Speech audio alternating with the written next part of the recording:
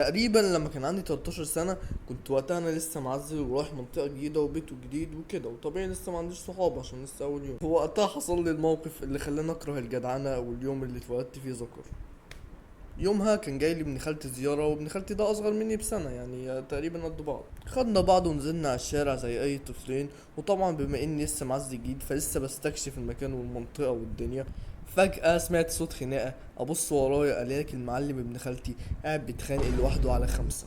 فانا طبعا ما سكتش، قلت يعني ايه الكلام ده، رحت نازل على Surprise, الخناقه دي، قلت له motherfucker. مالكم بيه، رحت زقتهم كده بدون اي مقدمات، بدأنا في الضرب على طول، دب دب دب دب. بس انا استغربت كده، لقيتهم كلهم قاعدين بيضربوا فيا، فالموضوع يعني شغل بالي شويه، قلت يا طب ده. وابص يميني، ابص شمالي، ابن خالتي مش موجود. بقيت انا اللي بتخانق مع خمسه، ومعرفش انا بتخانق ليه، يعني انا بتخانق بلا هدف. الخناقه ما كانتش محسومه في صالحي، بس كنت بعافر على قد ما اقدر، لدرجه ان انا عورت كتير منهم، عورت الاربعه تقريبا. بس يعني كلتلي عدد واحد بوكس في مناخيري، انهى الموضوع. من وقتها كل ما اشوف ابن خالتي اقول: يا ابني انت تنفع في ماراثون.